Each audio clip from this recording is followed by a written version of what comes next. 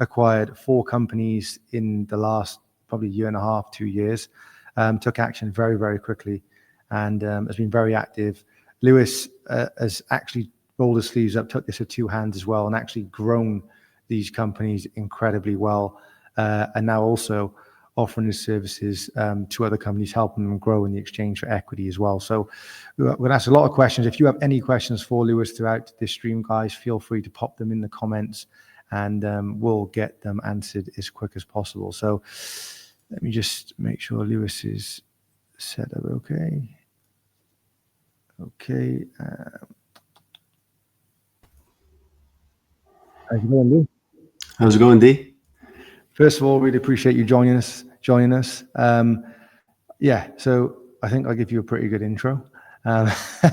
So I guess a good place to start would be, first and foremost, you had a background of barbering, you've worked for some other companies as well. But what was the thing for you that made you even want to consider M&A as a tool, really? Yeah, I think probably about 2 years ago now, actually, coming from the industry that I did, and actually, like you just said there about choosing your vehicle and seeing there was an actual ceiling on what I was currently doing. Even though I was, doing okay, I thought that at my age at the time, I was earning a decent salary.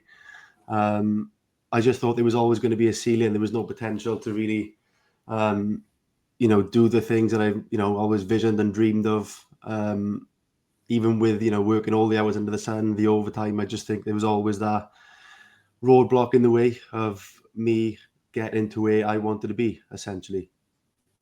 Cool. And you took action very quickly. A lot of the time people are trying to find proof of concept, because it kind of sounds like, how is that possible to, buy a company, zero money down, something that is profitable, and which is actually a good business in general, right? Is a hard to get your head wrapped around, but you kind of took it with both hands, went out there, spoke to a ton of companies, actually had terms agreed for 3 or 4 in various different sectors.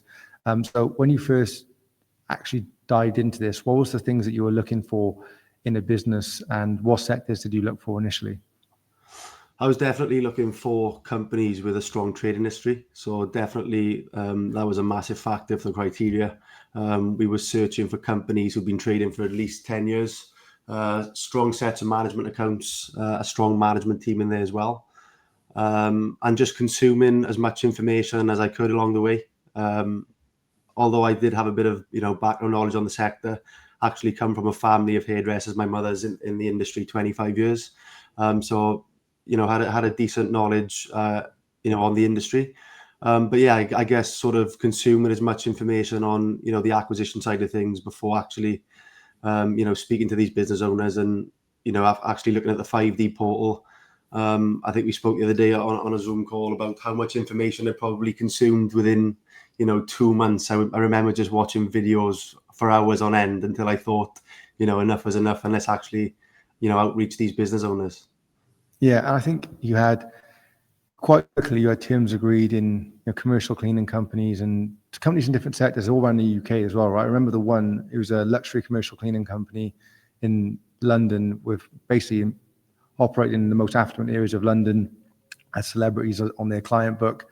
And, that was, I think it was just before you pivoted and thought, right, let me look at something in a different sector. But you didn't really struggle to get it to a point where you was agreeing terms with a lot of business owners. You seem to be very good at building rapport, having conversations, and getting to the stage where they were happy with yourself, and also you was very good at putting the deals together as well. What do you think the defining factor was for those things there?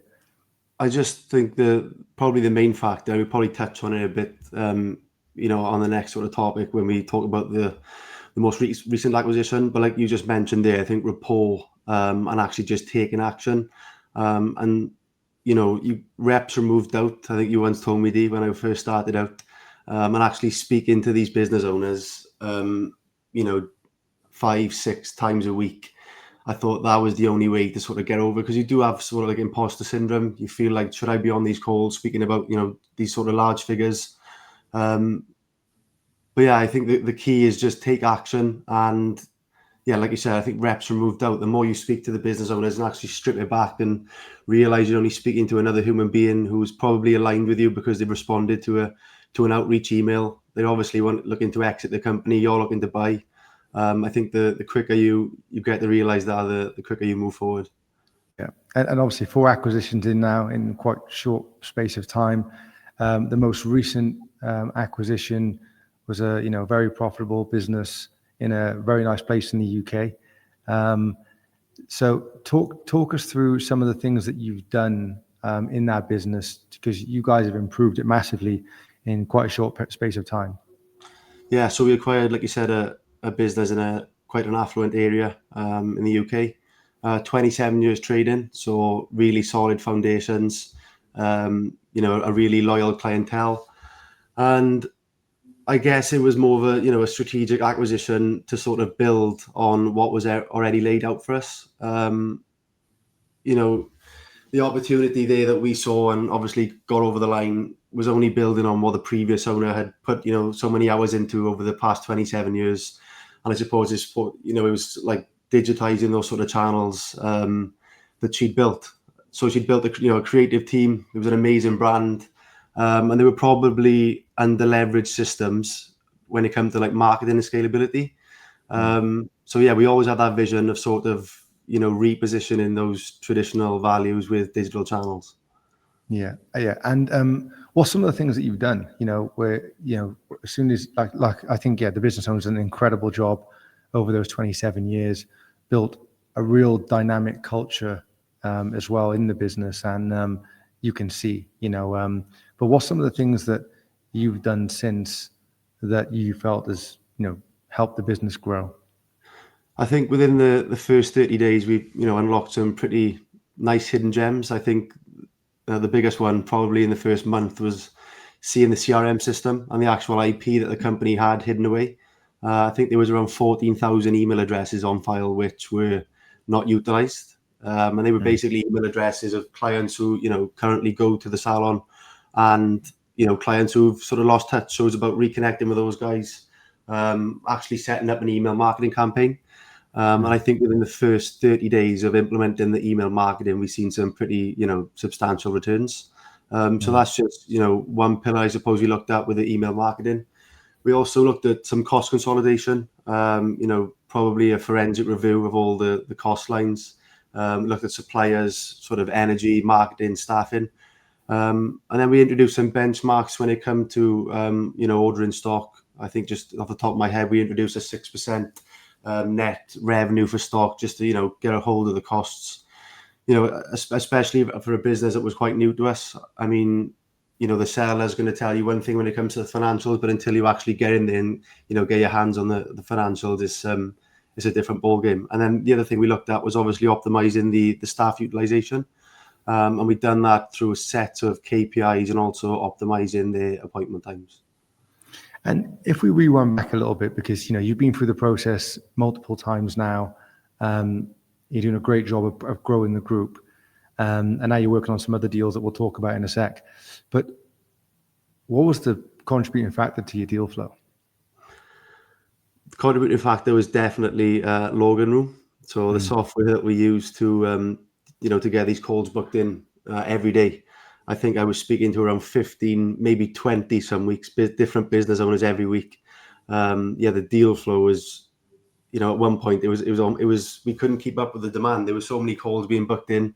But like we spoke about the other day, I definitely took the opportunity, even if it was a 5-minute call, to make sure that I got on every single call that week, because I know from past experience, just that one call can obviously change, your whole perspective on buying a business. Oh, definitely. And I guess moving on to some of the things you're doing now, you're working with business owners in various different ways at the moment. Quite a lot of demand for your presence at the moment in various different businesses across a few different sectors as well. Definitely leaving your footprint whilst talking to them. What's like the long-term vision? Because you guys have quite a lot of opportunity on the table at the moment, and I guess it's making sure focus remains where it needs to be. But like, what's the long-term vision? And what's the 10-year vision? Well, I think like you spoke about at the start, we've been actively involved now in 4 acquisitions and soon to be 5. There's a deal, as you know, very close to legals and being actually, completed. So I think in terms of the long-term vision, I suppose just keep doing the same what we're doing, double down. What we're doing seems to be working when it comes to acquiring and scaling as well. But I suppose, sort of diversifying as well. We got a consultancy package which is going to kick off within the next couple of weeks, which is in the same sector, but we are also looking to diversify, into it, sort of an adjacent market. But yeah, I suppose definitely growth through acquisition is definitely the within the next 5-year plan. And look, you're still very young. I guess in this sector, a lot of the business owners that you tend to speak to are a lot older. They're probably at retirement age. Have you had any pushback over the past couple of years with age, or is that, yeah? Yeah, definitely. I think, you see 2 ends of the spectrum. I've actually been on calls today now. I'm actually, sort of 3 years in. I'm still getting, I suppose, talked down to by, these entrepreneurs who, have been in the game 30, 40 years. Sort of, I jumped on a call and they were saying, before you even say anything, I've done everything that you're about to say. There's nothing you can really tell me about business, which I haven't already encountered. But I suppose the more you take those calls, I've seen that happen probably 5 or 6 times over the 3 years. You sort of get used to it. And I think actually when you knuckle down and get into the conversation and start speaking about, what you're actually actively doing, that sort of, turns a conversation on its head and, can definitely progress with those owners. So, yeah, I just think the more calls you do, the better you get. Yeah, definitely. It's all about reps. And you've become quite analytical throughout the process as well. Very much enjoy looking at, tracking KPIs, and also, and you started to understand the financials very, very quickly. It was something that I know you enjoy. How are you finding the new AI prompts when it comes to evaluating the company and looking at the red flags and risks? Yeah, I think, like I said, going back 3 years ago when I first, come into the acquisition side of things with companies, when we'd receive a set of accounts, we'd actually, have to sit down with an accountant, probably around 3 or 4 hours worth of Zoom calls back and forth just to get to, EBITDA figures. But definitely with the AI prompts that obviously I've utilized from yourself, using Gemini, was sort of getting those figures in seconds, which is a game changer for us. Having so many calls per week, being able to progress those deals as quickly as possible. As you know, like, momentum is everything when you're speaking to these business owners. They want to exit, especially with the potential budget changes coming up in April, maybe even in November. So Gemini is definitely helping excel the process when it comes to getting these calls to later stages. Definitely. And guys, anyone listening that wants access to those prompts, they're completely free. There's a master prompt, and then we've added another 30 prompts in there. Just click the link in the bio and you can get your free prompt pack. It's definitely useful. You analyze it in seconds, like, what would normally take you hours to go through and really try to identify all the red flags and risks and questions you have to put together to ask about them. It does it all for you. It's incredible. And then I guess what's been some of the challenges along the way? What's the things that throughout especially the discovery process, what you seem to have found leads very easily? I guess you just kind of followed the process, and then you spoke to people, you built rapport with people, you managed to do a ton of deals. Like, what's been the challenges along the way? There's definitely challenges along the way. It's not plain sailing, but I mean, there's all different things. I suppose you can deal with sort of difficult business owners. Definitely, dealt with a couple in the past. I think, a couple of the first discovery calls I ever jumped on, you think you were getting somewhere, and then the goalposts would change. Or, they'd have a different idea of what the acquisition would look like, post-acquisition. We've done deals where maybe it's been agreed that family members stay on within the company. That's definitely been a challenge post-acquisition. So I guess a lot of the problems, I suppose that, looking back, they were all definitely learning curves, I suppose. And, I'm probably grateful for all those problems that did come up. But yeah, I think definitely that was probably one of the biggest problems we had was definitely family members staying on post acquisition. Yeah, that was probably the biggest problem I've encountered so far. And if someone was about to dive into this for the first time ever right now, if you could give them just 3 words of advice, what would it be? Just take action. If Yeah. it was just 3 words, yeah, just take action. I framed that completely wrong. It wasn't meant to be 3 words. It was meant to be 3 tips. So yeah, I like the 3 words. Just take action. That's amazing because I agree with you. But give us 3 tips for a beginner. I think just push the button. I think I consume so much information. Probably I was watching videos probably weeks too long. I should have actually pushed the button and started talking to the business owner sooner than I did. Because the biggest learnings definitely come from speaking to physical owners. And I just, the first couple of calls I was treating as training. I just thought, I'm going to use these as learning experiences, whether they progress anyway or not. They're going to benefit me. So that's definitely a piece of advice. I would definitely start speaking to business owners a lot quicker. And like I touched on, previously, I would just strip it back and realize you're just talking to another human being. Yeah. I definitely feel like, having a transparent conversation and building real rapport, try not to make it too transactional, definitely a big factors throughout the entire process. And then I suppose off the back of that question, what's been some of the biggest learnings or takeaways for you, 4 acquisitions in, all done, 0 money down? What's been the biggest takeaways for you throughout the process up to now? The process of actually structuring the deal? Just the entire process from start to finish. You've been doing this for a couple of years now, 4 deals in. What's been the biggest learnings and takeaways for you? I think the biggest learnings is there's definitely more than one ways to skin a cat, as the old saying goes. I've done deals probably in 3 or 4 different structures. Every deal's been slightly different. I think just, openness, be open to, even stuff like transition periods of owners. Things change, goalposts change as deals are getting structured. I mean, you could be on a call one week thinking the deal is structured a certain way. You jump on a call the next week, the owner's had a change of heart, they want to drag it out the next 6 months. So a learning would definitely probably be patience. You have to be patient with deal structure, and you have to. Sorry, someone's calling me. Patience. I think that's probably a key takeaway. You have to be patient when you come to these deals. Try not to force things, because I know you can probably get shiny object syndrome and try and force deals, but patience is probably key. Yeah, no, it makes a lot of sense. And anything else that you want to say before we wrap the stream up? I just probably, for anyone listening who's probably on the fence, looking to get into acquisitions, definitely look at the 5D portal and consume as much information. Honestly, all the information is on that portal for you. Like even everything from deal structure, discovery, outreach, everything is on the portal. So yeah, definitely start sooner. No, I appreciate that, Lou. We're going to have to get you on again in a couple of weeks' time. Let's see where you're at with a new acquisition when that's over the line.